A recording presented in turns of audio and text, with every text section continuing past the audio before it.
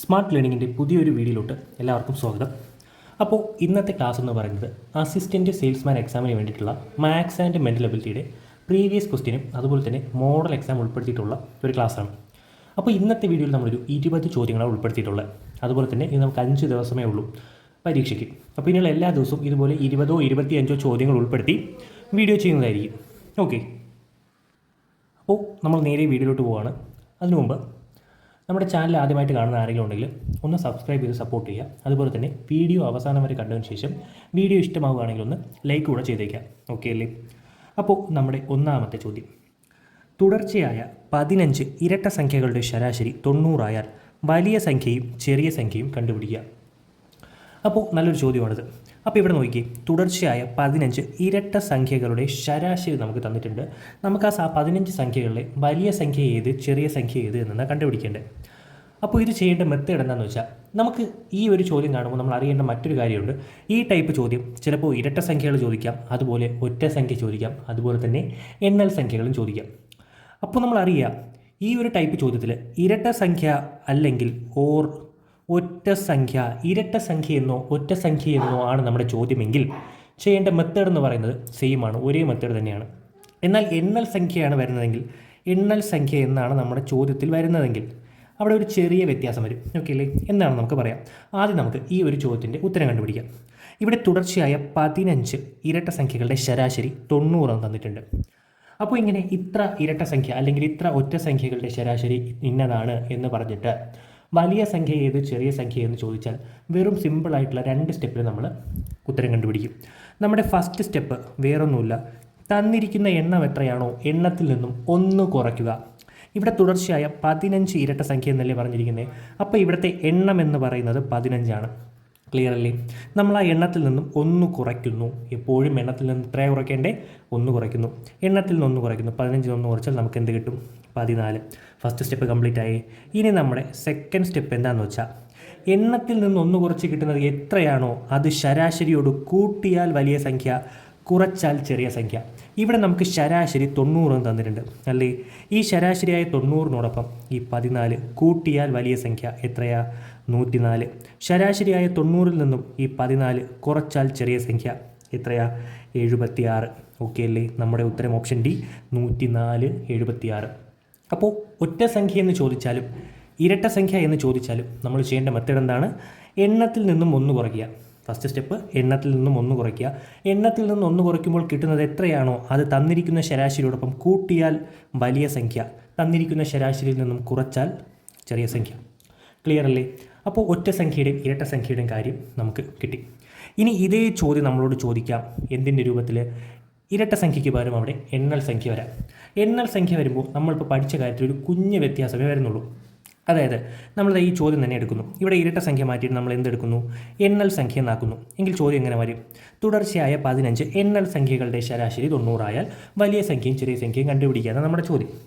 അങ്ങനെയാണെങ്കിൽ എന്താ ചെയ്യേണ്ടത് അറിയോ? നമ്മുടെ ഫസ്റ്റ് സ്റ്റെപ്പ് നേരത്തെ അതേ സ്റ്റെപ്പ് തന്നെയാണ്. എന്താ? എണ്ണത്തിൽ നിന്നും 1 കുറയ്ക്കുക. എണ്ണത്തിൽ നിന്ന് 1 കുറയ്ക്കുക. അതായത് എണ്ണം 15 ആണ്. 15 നിന്ന് 1 കുറച്ചാൽ നമുക്ക് എന്ത് കിട്ടും? 14. ഇനി ശ്രദ്ധിച്ചിരിക്കുക, എണ്ണൽ സംഖ്യ എന്നാണ് നമ്മുടെ ചോദ്യത്തിൽ പറഞ്ഞിരിക്കുന്നതെങ്കിൽ എണ്ണത്തിൽ നിന്ന് 1 കുറച്ച് കിട്ടുന്നതിൻ്റെ പകുതി, എണ്ണത്തിൽ നിന്ന് 1 കുറച്ച് കിട്ടുന്നതിൻ്റെ പകുതി ശരാശരിയോട് കൂട്ടിയാൽ വലിയ സംഖ്യ, കുറച്ചാൽ ചെറിയ സംഖ്യ. അപ്പോൾ ഇവിടെ 14ൻ്റെ പകുതി 7 അല്ലേ? ഈ 7 ശരാശരിയായ 90നോടൊപ്പം കൂട്ടിയാൽ വലിയ സംഖ്യയായ 97 എന്ന് കിട്ടും. 90ൽ നിന്നും 7 കുറച്ചാൽ കിട്ടുന്ന 83 ചെറിയ സംഖ്യ എന്ന് നമുക്ക് കിട്ടും. ക്ലിയർ അല്ലേ? ക്ലിയർ ആണ്. അപ്പോൾ ഒറ്റ സംഖ്യ എന്നോ ഇരട്ട സംഖ്യ എന്നോ ആണ് നമ്മുടെ ചോദ്യത്തിൽ തന്നിരിക്കുന്നതെങ്കിൽ എണ്ണത്തിൽ നിന്ന് 1 കുറച്ച് കിട്ടുന്നത് എത്രയാണോ അത് ശരാശരിയോട് കൂട്ടിയാൽ വലിയ സംഖ്യ, കുറച്ചാൽ ചെറിയ സംഖ്യ.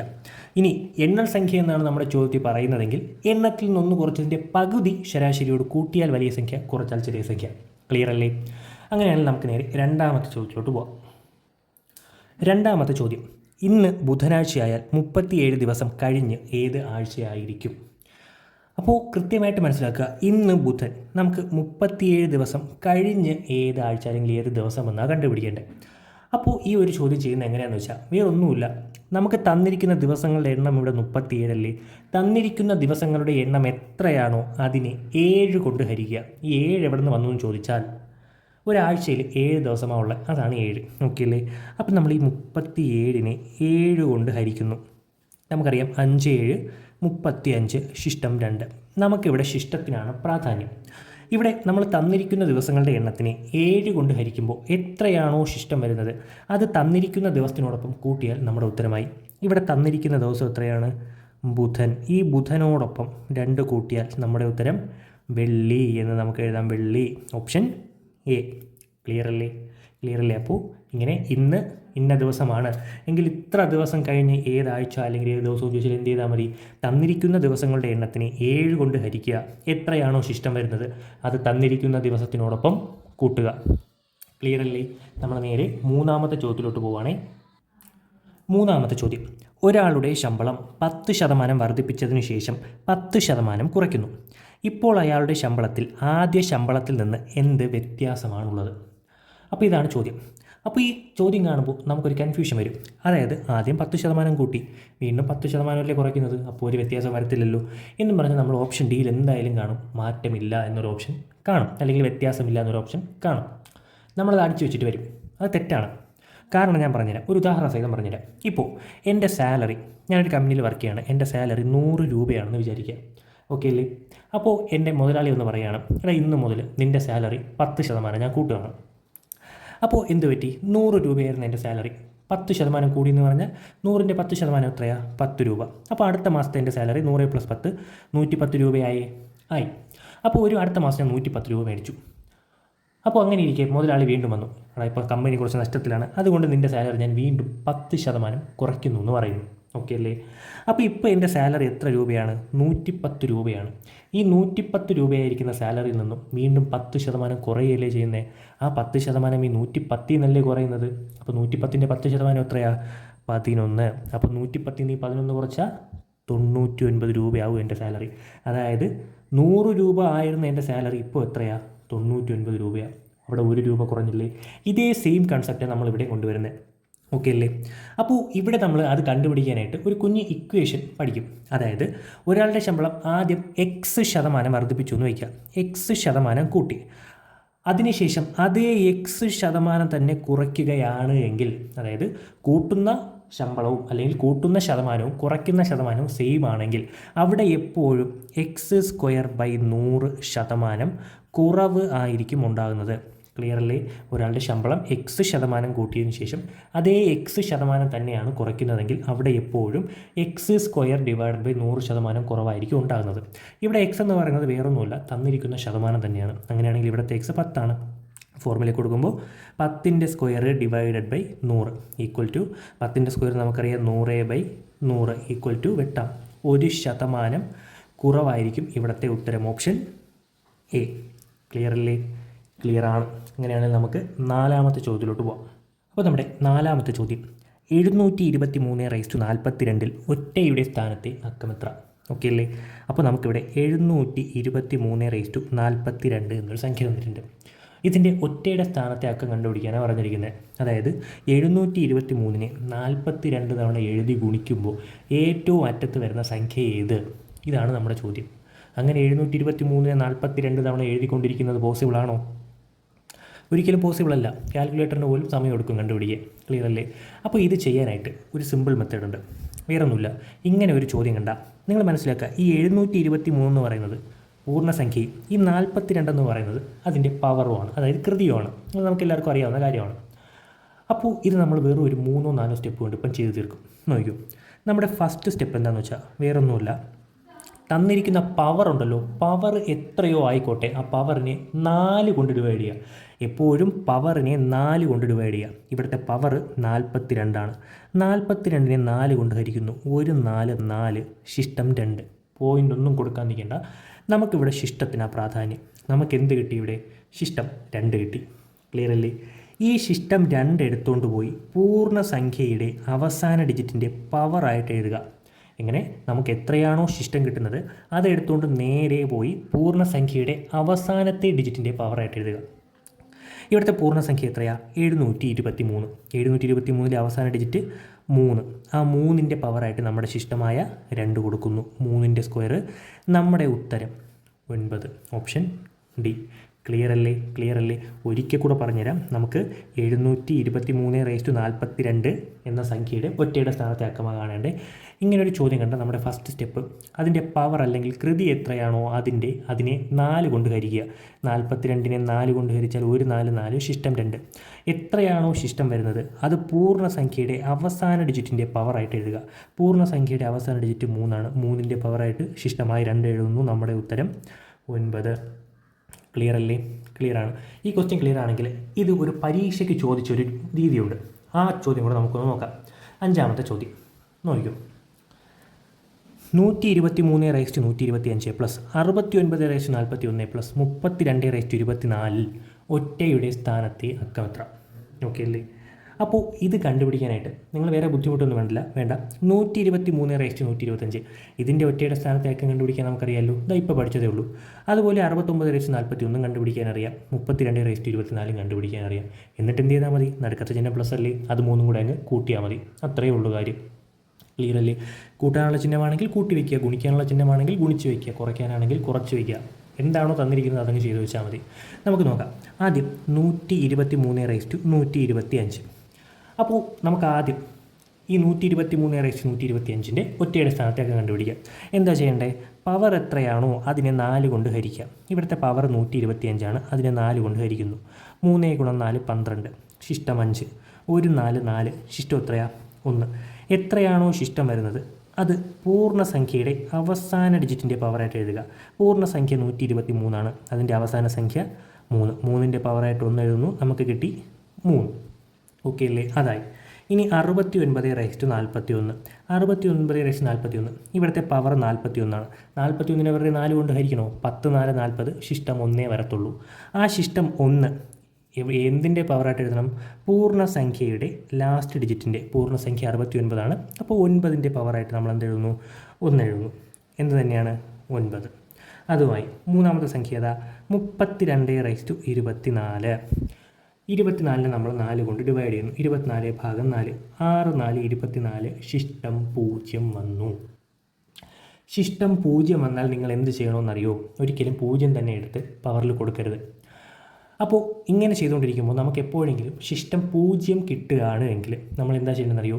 അവിടെ പവറിൽ 0ന് പകരം എന്താ കൊടുക്കേണ്ടത്? 4 കൊടുക്കുക. നമുക്ക് ഒരു സംഖ്യ അല്ലെങ്കിൽ ആ പവറിനെ 4 കൊണ്ട് ഹരിക്കുമ്പോൾ ശിഷ്ടം 0 വരുന്നതെങ്കിൽ എന്താ ചെയ്യേണ്ടത്? പവറിൽ, അതായത് പൂർണ്ണസംഖ്യയുടെ അവസാന ഡിജിറ്റിൻ്റെ പവറായിട്ട് 0ന് പകരം എന്ത് എഴുതുക? 4 എഴുതുക. ക്ലിയർ അല്ലേ? അപ്പോൾ ഇവിടെ പൂർണ്ണസംഖ്യയുടെ അവസാന ഡിജിറ്റ് 2. 2ൻ്റെ പവറായിട്ട് നമ്മൾ 4 എഴുതി. ഈക്വൽ ടു 2/4 എത്രയാ? 16. ഒറ്റയുടെ സ്ഥാനത്തെ അക്കം എപ്പോഴെങ്കിലും 2 അക്കം വരുമോ? ഒരിക്കലും വരത്തില്ല. അതുകൊണ്ട് തന്നെ നമ്മുടെ ഉത്തരം എന്തായിരിക്കും? 6 ആയിരിക്കും. ക്ലിയർ അല്ലേ? ക്ലിയർ ആണെന്ന് വിചാരിക്കുന്നു. അതായത് ഇവിടെ നമുക്ക് 16 കിട്ടി. 16 എന്ന് പറയുന്നത് 6 ഒറ്റയുടെ സ്ഥാനം 1 10ൻ്റെ സ്ഥാനം കൂടെ ചേർത്താണ് നമുക്ക് കിട്ടുന്നത്. 2 സ്ഥാനം കിട്ടിയാൽ ഏറ്റവും അറ്റത്തെ അക്കം എടുക്കുക. ഇപ്പോൾ നമുക്ക് കിട്ടിയത് 333 വിചാരിക്കുക. നമ്മൾ എന്ത് മാത്രമേ എടുക്കാവൂ? ഈ 3 മാത്രമേ എടുക്കാവൂ. ക്ലിയർ അല്ലേ? ഇപ്പോൾ 25 എന്നാണ് കിട്ടുന്നതെങ്കിൽ 5 മാത്രമേ എടുക്കാവൂ. ഒറ്റയുടെ സ്ഥാനത്തെ അക്കം എന്ന് പറഞ്ഞാൽ ഒരൊറ്റ അക്കമേ കാണത്തുള്ളൂ. അതായത് 1254 ഇതിൻ്റെ ഒറ്റയുടെ സ്ഥാനത്തെ അക്കം ചോദിച്ചാൽ നമുക്ക് 4 എന്ന് പറയാൻ പറ്റും. ഒന്നല്ലേ ഉള്ളൂ. അല്ലാതെ ആരെങ്കിലും 54 എന്ന് പറയുമോ? ഇല്ല, അതേ ഉള്ളൂ. 16 എന്നാണ് നമുക്ക് വന്നത്. ഒറ്റയുടെ സ്ഥാനത്തെ അക്കം മതി. അതുകൊണ്ട് 6. അപ്പോൾ നമുക്കിതാ ഇത് 3ൻ്റെയും ഒറ്റയുടെ സ്ഥാനത്തെ അക്കം കിട്ടി. ഇത് നമുക്ക് എന്ത് ചെയ്താൽ മതി? ഇത് 3 കൂടെ കൂട്ടുക. ഇത് 3 കൂടെ കൂട്ടുമ്പോൾ 3 + 9 + 6 9 6 15 3 18. വീണ്ടും നമുക്ക് 2 അക്കം കിട്ടി. നമുക്ക് ഒറ്റയുടെ സ്ഥാനത്തെ അക്കമാണ് വേണ്ടത്. 18ൻ്റെ ഒറ്റയുടെ സ്ഥാനത്തെ അക്കം ഏതാ? 8. അപ്പോൾ നമ്മുടെ ഉത്തരം എന്തായിരിക്കും? 8. ക്ലിയർ അല്ലേ? ക്ലിയർ ആണ്. അപ്പോൾ ഇങ്ങനെ വന്നാൽ ഇങ്ങനെ ഓരോന്നിൻ്റെ ആയിട്ട് കണ്ടുപിടിച്ചിട്ട് കൂട്ടാനാണെങ്കിൽ കൂട്ടി വയ്ക്കുക, കുറയ്ക്കാനാണെങ്കിൽ കുറച്ച് വയ്ക്കുക. ക്ലിയർ? ഗുണിക്കാനാണെങ്കിൽ ഗുണിക്കുക. ഓക്കെ അല്ലേ?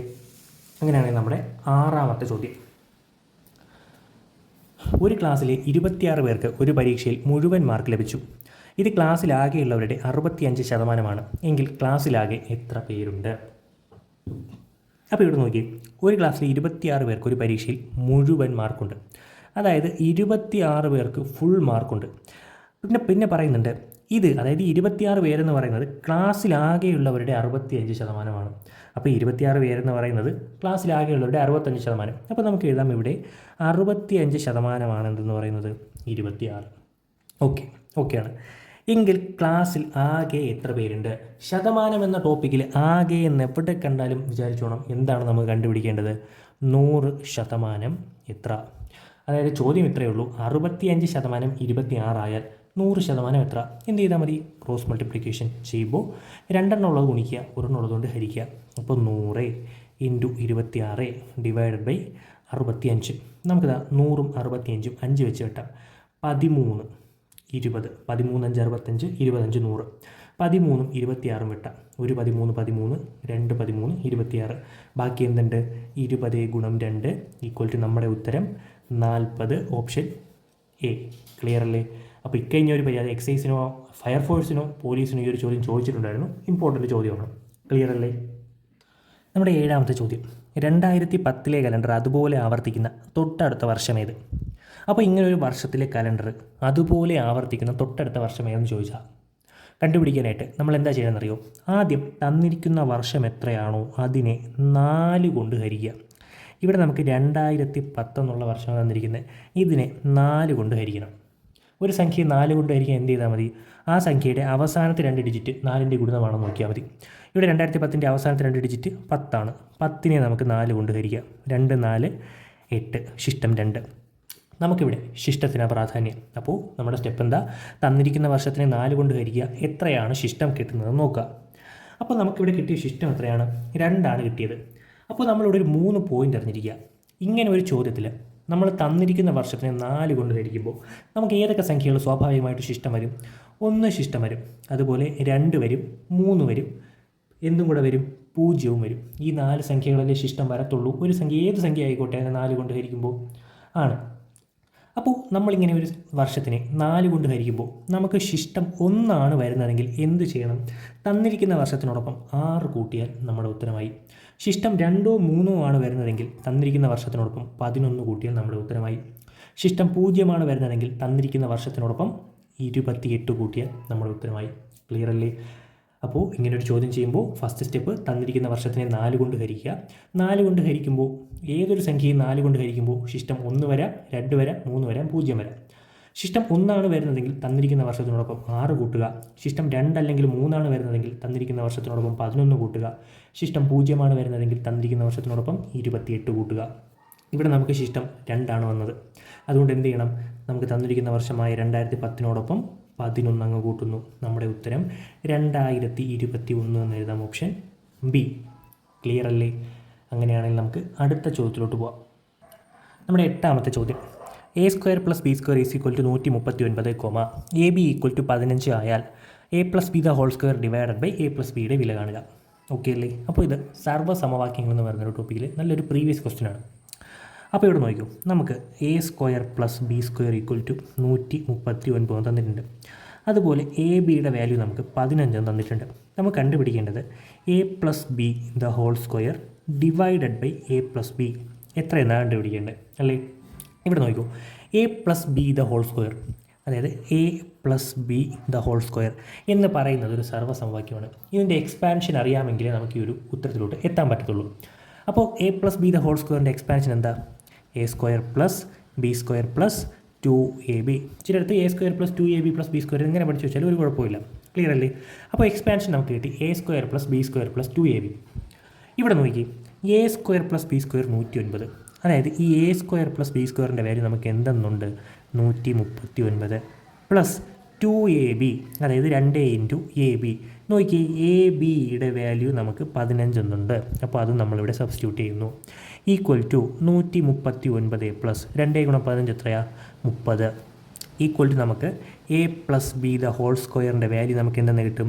139 30 കൂടെ കൂട്ടിയാൽ 169 എന്ന് കിട്ടി. ഓക്കെ അല്ലേ? നമുക്ക് കണ്ടുപിടിക്കേണ്ടത് a+b² divided by a+b value. അതിൽ a+b² വാല്യൂ നമ്മൾ കണ്ടുപിടിച്ചു. ഇനി നമുക്ക് എന്തും കൂടെ വേണം? a+b വാല്യൂ കൂടെ വേണ്ടേ? ഇവിടെ നോക്കി, ഈ സ്ക്വയർ സമത്തിനപ്പുറത്ത് കൊണ്ടുപോയാൽ നമുക്ക് a+b വാല്യൂ കിട്ടത്തില്ലേ? അപ്പോൾ a+b = സ്ക്വയർ സമത്തിനപ്പുറത്ത് പോകുമ്പോൾ √169 = 13. നമുക്ക് a+b² വാല്യൂയും കിട്ടി, a+b വാല്യൂയും കിട്ടി. a+b² value 169 divided by a+b value 13. 169 13 കൊണ്ട് ഹരിച്ചാൽ നമ്മുടെ ഉത്തരം 13 എന്ന് കിട്ടും. Option A. ക്ലിയർ അല്ലേ? ഇപ്പോൾ നമ്മുടെ 9ാമത്തെ ചോദ്യം, ഒരു കച്ചവടക്കാരൻ കുറച്ച് ഓറഞ്ചുകൾ 11 എണ്ണം 10 രൂപ നിരക്കിൽ വാങ്ങി 10 എണ്ണം 11 രൂപ നിരക്കിൽ വിറ്റാൽ ലാഭം എത്ര ശതമാനം? അപ്പോൾ ഇതാണ് നമ്മുടെ ചോദ്യം. അപ്പോൾ ഇവിടെ നോക്കിയേ 11 എണ്ണം അയാൾ 10 രൂപ നിരക്കിൽ വാങ്ങി, 10 എണ്ണം 11 രൂപ നിരക്കിൽ വിറ്റു. ഓക്കെ അല്ലേ? എങ്കിൽ ലാഭശതമാനം എത്ര എന്നാണ് കണ്ടുപിടിക്കേണ്ടത്. അപ്പോൾ ഇത് കണ്ടുപിടിക്കാനായിട്ട് നമ്മൾ ആദ്യം എന്താ ചെയ്യേണ്ടത്? എണ്ണം, രൂപ, ഇങ്ങനെ ഒരു 2 കോളം എഴുതുക. എണ്ണമെന്നും രൂപ എന്നും. ക്ലിയർ അല്ലേ? ഇനി നോക്കൂ, ആദ്യം 11 എണ്ണം 10 രൂപ നിരക്കിൽ വാങ്ങി. അപ്പോൾ അവിടുത്തെ എണ്ണം 11. എത്ര രൂപ നിരക്കിലാണ് വാങ്ങിയത്? 10 രൂപ നിരക്കിൽ വാങ്ങി. എഴുതിയേ. അടുത്ത് 10 എണ്ണം 11 രൂപ നിരക്കിൽ വിറ്റു. അതായത് വീണ്ടും എണ്ണം എത്രയാണ്? 10 എണ്ണം 11 രൂപ നിരക്കിൽ വിറ്റു. ഇത്ര എഴുതാൻ ആർക്കും ഡൗട്ടില്ലല്ലോ? ക്ലിയർ ആണ്. 11 എണ്ണം 10 രൂപ നിരക്കിൽ വാങ്ങി, 10 എണ്ണം 11 രൂപ നിരക്കിൽ വിറ്റു. ഇങ്ങനെ എഴുതുക നമ്മൾ. ഇവിടെ വെച്ചുകൊണ്ട് നമ്മൾ എന്ത് ചെയ്യണം? ക്രോസ് മൾട്ടിപ്ലിക്കേഷൻ ചെയ്യണം. അതായത് ഇതും കൂടെ ഗുണിച്ച് താഴെ എഴുതുക. 11 ഗുണം 11 121. ഇതും കൂടെ ഗുണിച്ച് ഇവിടെ എഴുതുക. 10 ഗുണം 10 100. ഓക്കെ അല്ലേ? അല്ലാതെ ഇതും കൂടെ ഗുണിച്ച് ഇവിടെ എഴുതാൻ നിൽക്കരുത്. ഏറ്റവും മേളിലെ സംഖ്യയും അപ്പുറത്തെ സൈഡിലെ താഴത്തെ സംഖ്യയും കൂടെ ഗുണിച്ച് റൈറ്റ് സൈഡിലെ താഴെ എഴുതുക. റൈറ്റ് സൈഡിലെ മേളിലത്തെ സംഖ്യയും ലെഫ്റ്റ് സൈഡിലെ താഴത്തെ സംഖ്യയും കൂടെ ഗുണിച്ച് ലെഫ്റ്റ് സൈഡിൽ എഴുതുക. ക്ലിയർ അല്ലേ? ക്ലിയർ ആണ്. ഇനി പറയുന്ന കാര്യം ശ്രദ്ധിച്ചിരിക്കുക. ഇത് തെറ്റിയാൽ നമ്മുടെ ചോദ്യം ഫുള്ളായിട്ട് തെറ്റും. എണ്ണത്തിൻ്റെ താഴെ നമുക്ക് എന്താണോ കിട്ടുന്നത് അതാണ് എന്തെന്ന് പറയുന്നത്? വാങ്ങിയ വില എന്ന് പറയുന്നത്. എണ്ണത്തിൻ്റെ താഴെ എന്താണോ കിട്ടുന്നത് അതാണ് വാങ്ങിയ വില. അങ്ങനെയാണെങ്കിൽ രൂപയുടെ താഴെ കിട്ടുന്നത് എന്തായിരിക്കും? വിറ്റ വിലയായിരിക്കും. ക്ലിയർ അല്ലേ? എണ്ണത്തിൻ്റെ താഴെ കിട്ടുന്നത് എന്താണോ അത് വാങ്ങിയ വില, രൂപയുടെ താഴെ കിട്ടുന്നത് എന്താണോ വിറ്റ വില. നമുക്ക് വാങ്ങിയ വിലയുണ്ട്, വിറ്റ വിലയുണ്ട്. ഇനി ലാഭശതമാനം കണ്ടുപിടിക്കാൻ എന്തെങ്കിലും ബുദ്ധിമുട്ടുണ്ടോ? ഒന്നുമില്ല. നമ്മുടെ ഇക്വേഷൻ എന്താ? ലാഭശതമാനം ഈക്വൽ ടു ലാഭം ഡിവൈഡഡ് ബൈ വാങ്ങിയ വില ഇൻറ്റു 100. ഓക്കെ അല്ലേ? ഇവിടെ ലാഭം വാങ്ങിയ വില 100, വിറ്റ വില 121. അപ്പോൾ അവിടുത്തെ ലാഭം എത്രയാണ്? 100 രൂപയായിരുന്നത് അയാൾ 121 വിറ്റു. ലാഭം 21 രൂപ ഡിവൈഡഡ് ബൈ വാങ്ങിയ വില നമ്മൾ കണ്ടുപിടിച്ചു 100. ശതമാനത്തിനാണ് ഉത്തരം വേണ്ടത്. അതുകൊണ്ട് ഇൻറ്റു ഒരു 100 കൂടെ കൊടുക്കുന്നു. 2 0 കൂടെ വെട്ടുന്നു. 100 വെട്ടുന്നു. ബാക്കി എന്നുണ്ട് 21% നമ്മുടെ ഉത്തരം. Option C. ക്ലിയർ അല്ലേ? അപ്പോൾ ഇങ്ങനൊരു ചോദ്യം കണ്ട നമ്മൾ ആദ്യം എണ്ണമെന്നും രൂപയെന്നും 2 കോളം ഉണ്ടാക്കുന്നു. എന്നിട്ട് എണ്ണത്തിൻ്റെ താഴെ വരുന്നത് വാങ്ങിയ വില, രൂപയുടെ താഴെ കിട്ടുന്നത് വിറ്റ വില. ഓക്കെ അല്ലേ? വാങ്ങിയ വില വിറ്റ വില ഉണ്ടെങ്കിൽ നമ്മുടെ ഉത്തരം ലാഭം ശതമാനം ഈക്വൽ ടു ലാഭം ഡിവൈഡഡ് ബൈ വാങ്ങിയ വില ഇൻറ്റു 100 എന്ന ഇക്വേഷനിൽ കൊടുത്താൽ മതി, കിട്ടും. അപ്പോൾ നമുക്ക് അടുത്ത ചോദ്യത്തിലോട്ട് പോകാം. അപ്പോൾ നമ്മുടെ 10ാമത്തെ ചോദ്യം. അപ്പോൾ നമ്മൾ ഇന്ന് ഞാൻ ആദ്യം പറഞ്ഞു 21 ചോദ്യം 20 ചോദ്യം നോക്കുന്നു. പക്ഷേ ഇന്ന് നമ്മൾ എത്ര നോക്കുന്നുള്ളൂ? 10 ചോദ്യങ്ങളെ നോക്കുന്നുള്ളൂ. ഇനി ഈ വീഡിയോയിൽ നിങ്ങളുടെ റെസ്പോൺസ് നോക്കിയിട്ടായിരിക്കും ഞാൻ അടുത്ത വീഡിയോ ചെയ്യുന്നത്. ഓക്കെ അല്ലേ? അപ്പോൾ എല്ലാവരും കാണുക, ലൈക്ക് ചെയ്യുക, നിങ്ങളുടെ അഭിപ്രായങ്ങൾ കമൻറ്റ് ചെയ്യുക, ഒന്ന് സബ്സ്ക്രൈബ് ചെയ്ത് സപ്പോർട്ട് കൂടെ ചെയ്യുക. ഓക്കെ അല്ലേ? അപ്പോൾ നമ്മുടെ 10ാമത്തെ, അതായത് ഈ വീഡിയോയിലെ അവസാനത്തെ ചോദ്യം നോക്കിയോ. 30 ആളുകൾ ദിവസവും 7 മണിക്കൂർ വീതം ജോലി ചെയ്താൽ 45 ദിവസം കൊണ്ട് പൂർത്തിയാകുന്ന ഒരു ജോലി 60 ആളുകൾ ദിവസവും 9 മണിക്കൂർ വീതം ജോലി ചെയ്താൽ എത്ര ദിവസം കൊണ്ട് പൂർത്തിയാകും? അപ്പോൾ വർക്ക് ആൻഡ് ടൈം, സമയവും ജോലിയും എന്ന് പറയുന്ന ടോപ്പിക്കിലെ നല്ലൊരു അടിപൊളി ചോദ്യമാണിത്. അപ്പോൾ ഈ ഒരു ചോദ്യത്തിന് നമ്മൾ ആദ്യമേ എന്ത് ചെയ്യണം? 2 പാർട്ടാക്കണം. അതായത് നോക്കിയോ, 30 ആളുകൾ ദിവസവും 7 മണിക്കൂർ വീതം ജോലി ചെയ്താൽ 45 ദിവസം കൊണ്ട് പൂർത്തിയാകുന്ന ഒരു ജോലി. ഇത്രയും ഒരു പാർട്ട്. ഓക്കെ അല്ലേ? 60 ആളുകൾ ദിവസവും 9 മണിക്കൂർ വീതം ജോലി ചെയ്താൽ എത്ര ദിവസം കൊണ്ട് പൂർത്തിയാകും? ഇത് 2ാമത്തെ പാർട്ട്. അപ്പോൾ ഇങ്ങനെ 2 പാർട്ടാക്കിയതിന് ശേഷം നമ്മൾ അറിഞ്ഞിരിക്കേണ്ട കാര്യം എന്താണെന്ന് വെച്ചാൽ വേറൊന്നുമല്ല, ഈ ഒരു ചോദ്യത്തിൻ്റെ ഉത്തരം കണ്ടുപിടിക്കാനായിട്ട് ഒരു ഇക്വേഷനുണ്ട്. ഇക്വേഷൻ ഞാൻ പറഞ്ഞുതരാം. ഒന്നുമില്ല, M1 D1 T1 equal to M2 D2 T2. Okay അല്ലേ? നമ്മുടെ ഇക്വേഷൻ എന്താ? M1 D1 T1 equal to M2 D2 T2. M1 എന്ന് പറഞ്ഞാൽ മാൻ, M എന്ന് പറഞ്ഞാൽ മാൻ, അതായത് ആദ്യത്തെ ആളുകളുടെ എണ്ണം. ഇവിടുത്തെ ആദ്യത്തെ ആളുകളുടെ എണ്ണം അഥവാ M1 എത്രയാണ്? 30 നമ്മൾ എഴുതി 30. ക്ലിയർ അല്ലേ? ഇനി D1, D എന്ന് പറഞ്ഞാൽ ഡേയ്സ് അല്ലെങ്കിൽ ദിവസങ്ങളുടെ എണ്ണം. ജോലി ചെയ്താൽ 45 ദിവസം കൊണ്ട് പൂർത്തിയാകുന്ന ജോലി എന്ന് പറയുന്നുണ്ട്. അതായത് നമുക്ക് D1 ഉണ്ട്, എത്രയാ? 45. T1 എന്ന് പറഞ്ഞാൽ ടൈം, ആദ്യത്തെ സമയം നമുക്ക് തന്നിട്ടുണ്ട് 7 മണിക്കൂർ. അപ്പോൾ T1 ഈക്വൽ ടു നമുക്ക് എഴുതാം 7. ക്ലിയർ അല്ലേ? അങ്ങനെയാണെങ്കിൽ M2 D2 T2 എന്തായിരിക്കും? 2ാമത്തെ ആളുകളുടെ എണ്ണം, 2ാമത്തെ സമയം, 2ാമത്തെ ദിവസങ്ങളുടെ എണ്ണം. അത് ഈ ഒരു ഇക്വേഷനിലോട്ട് എത്താൻ വേണ്ടിയിട്ടാണ് ഞാൻ പറഞ്ഞത് നമ്മൾ ഈ ക്വസ്റ്റിനെ 2 പാർട്ടാക്കണമെന്ന്. ഓക്കെ അല്ലേ? ഫസ്റ്റ് പാർട്ടിലുള്ള സാധനങ്ങളെല്ലാം നമുക്കത് കിട്ടി. ഇനി സെക്കൻഡ് പാർട്ടിലോട്ട് പോവാണ്. അതായത് M2 നമുക്ക് തന്നിട്ടുണ്ട് 60 ആളുകൾ, നമ്മളെടുത്ത് എഴുതി 60. ഇനി D2 നമുക്ക് തന്നിട്ടുണ്ടോ? D2 ഇല്ല. അതായത് എത്ര ദിവസം കൊണ്ട് പൂർത്തിയാവും എന്നാണ് ചോദ്യം. അതായത് നമുക്ക് D ആണ് കണ്ടുപിടിക്കേണ്ടത്, D2 ആണ് കണ്ടുപിടിക്കേണ്ടത്, അറിയില്ല. വേറെന്ത് നമുക്ക് തന്നിട്ടുണ്ട്? 9 മണിക്കൂർ വീതം ജോലി ചെയ്താലെന്ന് പറയുന്നുണ്ട്. അതായത് നമുക്ക് T2 തന്നിട്ടുണ്ട് 9 മണിക്കൂർ. സംഗതി പിടികിട്ടിയെന്ന് വിചാരിക്കുന്നു. ഇനി ഇതെല്ലാം കൂടി ഇക്വേറ്റ് ചെയ്യുമ്പോൾ നമുക്ക് എന്തിലോട്ടെത്താം? നമ്മുടെ ഉത്തരത്തിലോട്ടെത്താം. ക്ലിയറാണോ? ക്ലിയറാണ്. നമുക്ക് എല്ലാ ഇക്വേഷനും കൊടുക്കാം. M1 30 30 into D1 45 into T1 7 equal to M2 60 into D2 നമുക്കറിയത്തില്ല, അതുപോലെ എഴുതുന്നു, ഇൻറ്റു T2 നമുക്കറിയാമല്ലോ, T2 9 എടുത്തെഴുതി. ഓക്കെ അല്ലേ? നമ്മൾ എപ്പോഴും കാണിക്കുന്ന ഒരു മിസ്റ്റേക്ക് ഉണ്ട്. ഇവിടെ ഇട്ടാൻ ഗുണിക്കാൻ നോക്കും. ഒരിക്കലും ചെയ്യരുത്. ആദ്യം എന്ത് ചെയ്യുക? D2 equal to 30 into 45 into 7 ഇത് അതുപോലെ എഴുതുക. എന്നിട്ട് സമത്തിനപ്പുറത്തുള്ള സാധനങ്ങൾ ഇപ്പുറത്ത് കൊണ്ടുവരിക. ഉറപ്പായിട്ടും വെട്ടാനുള്ള സംഗതികൾ നമുക്കുണ്ടായിരിക്കും. അപ്പോൾ ഇവിടെ D2 പോയാൽ ബാക്കി 60 ഇൻറ്റു 9 ഉള്ളൂ. അപ്പോൾ ഗുണിച്ചിരിക്കുന്ന സാധനം സമത്തിനപ്പുറത്ത് പോകുമ്പോൾ സ്വാഭാവികമായിട്ടും ഡിവിഷനല്ല വരുന്നത്, നമുക്കറിയാം. അപ്പോൾ നമ്മൾ അവിടെ എടുത്തെഴുതുക 60 ഇൻറ്റു 9. ഇതാ 0 വെട്ടാം, 3 6 വെട്ടാം, 1 3 3 2 3 6. ഇവിടെ 9 45 വെട്ടാം. 9 45 വെട്ടിയാൽ നമുക്ക് എന്ത് കിട്ടും? 1 9 9 5 9 45. ബാക്കി എന്തുണ്ട്? 5 × 7 7 5 35. ഛേദത്തിലൊരു 2 ഉണ്ട്. 35ൻ്റെ പകുതി എത്രയാണ്? 35ൻ്റെ പകുതി 17.5 ദിവസം അല്ലെങ്കിൽ 17.5 ഡേയ്സ് ആണ് നമ്മുടെ ഉത്തരം. ക്ലിയർ അല്ലേ? Option B. ക്ലിയർ അല്ലേ? അപ്പോൾ ഇത് ഒരു കമ്പൈൻഡ് ഇക്വേഷനാണ്. ക്ലിയർ അല്ലേ? അപ്പോൾ ഇക്വേഷൻ പഠിച്ചു വെച്ചേക്കുക. M1 D1 T1 is equal to M2 D2 T2. അപ്പോൾ ഇത് 10th ലെവൽ എക്സാംസിന് ചോദിച്ച് കണ്ടിട്ടില്ല, വേണമെങ്കിൽ ചോദിക്കാം. ക്ലിയർ അല്ലേ? അപ്പോൾ നമ്മുടെ ഇന്നത്തെ ഒരു 10 ചോദ്യങ്ങൾ നല്ല 10 ചോദ്യങ്ങളാണ്. അപ്പോൾ നല്ല രീതിയിൽ പഠിക്കുക. നിങ്ങൾക്ക് വീഡിയോ ഇഷ്ടമായെങ്കിൽ ഒന്ന് കമൻറ്റ് ചെയ്യുക, ലൈക്ക് ചെയ്യുക, അതുപോലെ തന്നെ ഒന്ന് സബ്സ്ക്രൈബ് ചെയ്ത് സപ്പോർട്ട് ചെയ്യുക. നമുക്ക് അടുത്ത വീഡിയോ ആയിട്ട് അടുത്ത ക്ലാസ്സിൽ കാണാം. നാളെ തന്നെ കാണാം. ബൈ.